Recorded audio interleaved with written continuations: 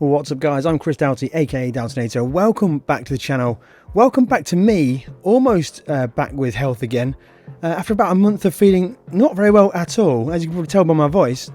This car on screen right now is the best car from update 1.43. However, this car was released in update 1.42, but this car was locked behind a £5,000 paywall. As you can hear from my voice, I'm still not 100%, but now with update 1.43, you can buy this car from Brand Central. There's no need to have the £5,000 credits watch in real life to buy this car in Gran Turismo 7. You can go over to Brand Central right now and buy this car, and this is going to be your newest money-making car in Gran Turismo 7. So this car is available. Head over to Brand Central. We now head over to Europe, head down to Bvlgari, Italian sports car. Now, Bvlgari is Italian watch design, but I believe it's Swiss mechanics for those perfect accuracy. So head over to the showroom, and for 1 million credits, you can buy this car. And within an hour, within 40 minutes, this car will already have earned its money back for you. Now, not only can this car dominate Le Mans World Touring Car 700, I'm about to show you this in this video. I've got a great 600 pp build for this car where you can absolutely dominate in the Tokyo Expressway. If you want the Tokyo Expressway t-shirt, guys, check below the video. I've got these exclusive t-shirts available for you. But this time we're going to go World Touring Car 700, head over to World Circuits, head over to Europe. We're going to go up to Le Mans and we're going to choose the World Touring Car 700 pp. I'll go through the full tune and build at the end of this video. I'm just going to demonstrate the race for you right now. Now, before you head to the race, you need to make sure that you have wet and intermediate tyres, and we're going to be on the racing soft tyres for this tune. I'll go through everything at the end of the video. Start the race. Fuel mixture is not a problem with this car. This car is very, very efficient on fuel. We're going to get the 4 laps required from this car. I'm going to head over to the cockpit view. On the racing soft tyres, we're going to have really good grip in this car, and it's very, very easy to drive, guys. One of the easiest cars to drive at the Le Mans World Touring Car 700. We've got great power. It's a very lightweight car. We've got racing soft tyres. We've got really fantastic grip, and we're just going to carve our way through the field. Braking wise, you probably want to brake a little bit earlier than you would do when you're driving with the race cars. But the speed of this car is pretty insane, guys. Fuel efficiency is also fantastic too. We're going to be rocking well over 300 kilometers an hour by the end of the straights. We're going to carve through the field here, guys. No need to even get slipstream. We are good to absolutely monster through these guys. You can't change the gear ratios in this car. It will rev pretty much to the red line, but it's still really good on fuel efficiency. We're looking out for the marshals on the left hand side, braking just before the marshals at the 200 board, all the way down to 3rd gear for this one. A little bit overshot the brakes on that one. I've got to say, guys, I'm a bit rusty. I've not played Gran Turismo. I'm not pretty sure I've done anything for about a month other than lie in bed and feel sorry for myself. But we're back on it now, guys. As you see, I'm not fully up to full health, but bear with me. I'll keep these builds coming for you. Again, looking for the 200 board. Just past the 200 board is the braking reference, all the way down to 3rd gear for these chicanes. Now, the car handles incredibly well. It's got great grip, and this helps when the rain comes. In Le Mans, around lap number 2, we need to start to look towards the weather radar.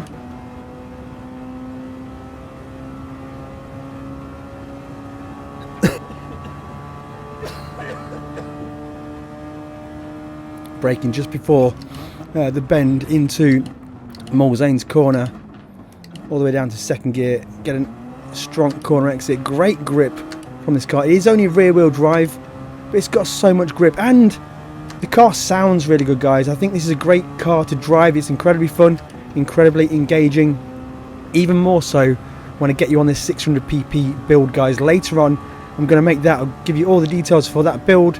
Make sure you're subscribed to the channel. Coming towards the end of the lap, and we're already into the lead of this race. We have found ourselves a half-second track limits penalty, but that's not going to bother us too much. But already we're into the lead of this race, and essentially we just now run the clock down to a 30-minute race. It doesn't matter how fast we do the laps, we just need to get to the end of those 30 minutes and cross the line as closely as possible. So we're going to start with a 4 minutes 1 lap time. That's on par for some of the best optimal strategies for this race. So not only is this car incredibly good on fuel, it's also very, very kind on its tyres. So we're running the racing soft tyres on a very high tyre wear multiplier, and we're barely using them. We're going to easily get 4 laps on the soft tyres if we need to, but Le Mans can be very weather dependent. So coming towards the end of the second lap, and we're going to switch to the weather radar to check where we're at with weather, and it looks like we're going to have at least one more dry lap, so we're not going to pit on this lap. If it's got rain in the air, guys, you need to be pitting for those intermediate tyres. Right now we're looking pretty good.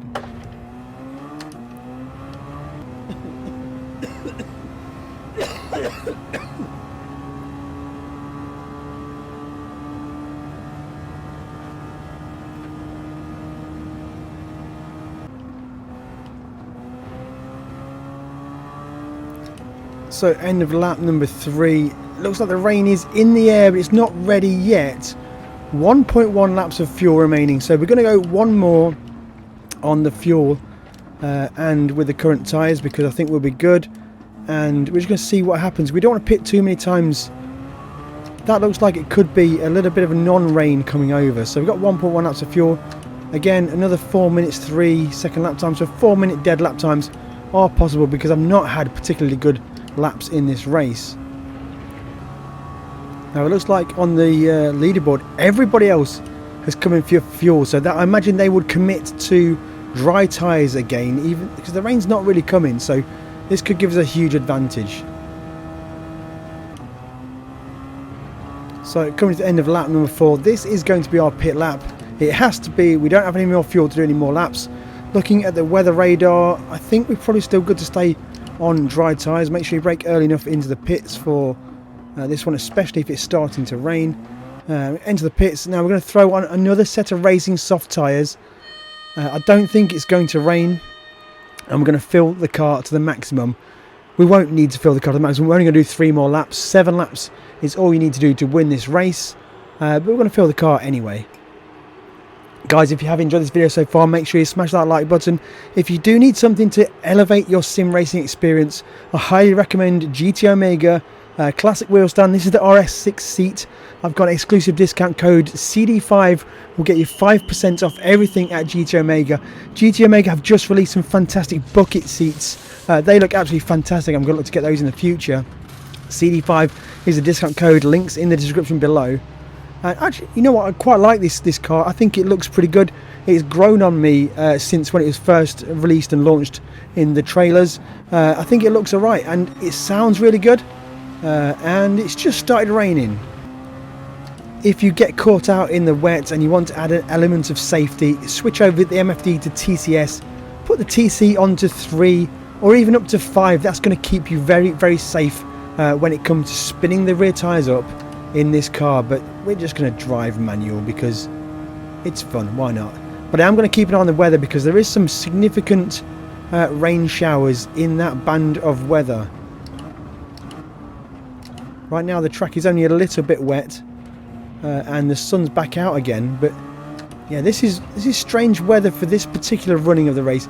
Normally it's a bit more cut and dry as to whether you need to pit for wets or stay on the dry tyres. But it looks like we've got an absolute monster rainstorm coming up. I think I'm going to pit again just to be safe. Braking early for all these corners when it is wet weather on dry tyres, because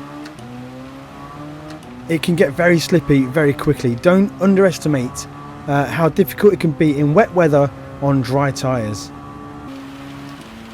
So we've been massively caught out by the weather, but we've managed to tiptoe back round to the pits. So we're going to go into the pits. We won't need fuel this time. We're just going to get a set of probably intermediate tyres, because although there is a lot of water, the intermediates work incredibly well. So just take your time getting into the pits, and then we're going to put the intermediate tyres. We don't need to refuel this time because we fully refueled in the last one. So now coming out the pits, we have the right tyres on. Although looking at the radar, I think the rain will be stopping, but the track won't dry out. So we've got lap 6, 2 more laps to go. I think the track's going to stay wet for the remainder of the race. So we are on the right tyres for the track. Just going to be a little bit cautious on throttle and some of the corner exits. Again, if you want to get some TC on to make life a little bit easier for you, feel free to do that. So across the line, finishing lap number 6, you're going to start a 7th and final lap of this race. Plenty of fuel left in the car. We're still on the right tyres, and we're going to be a little bit off schedule to get the perfect race to finish just after 30 minutes. But considering everything that happened in this race, we're still going to be doing it in about 31 minutes, so it's almost optimum.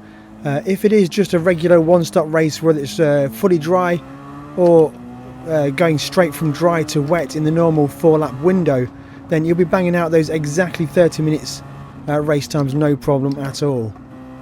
Just 31-ish minutes for the race time. Absolutely dominate this race. Considering everything that went wrong in that race, we're still pretty close to 30 minutes. The best way to do the race, if everything's going a little bit smoother, is to drive to the 7th lap. Don't finish the race, don't start your 8th lap. Wait at the line until the time expires and finish your 7th lap to win the race. That is the most efficient way to earn credits. And we're going to win 825,000 credits for that 30 minutes worth of work. That's almost paid for the car. Now this is the bit you all wanted to see. This is the tune. I'm going to head over to car settings and talk you through exactly what the setup is. So from the stock car, everything shown on screen in blue has changed. So we're going to be running the racing soft tyres front and rear. There isn't absolutely anything you can do to suspension or diff. You can't make any changes to gearbox, but we do have ballast. We have 11 kilograms of ballast and we have it minus 44. We do have the fully customizable ECU and we have that set to 100. The only other thing I do is I have the brake balance controller.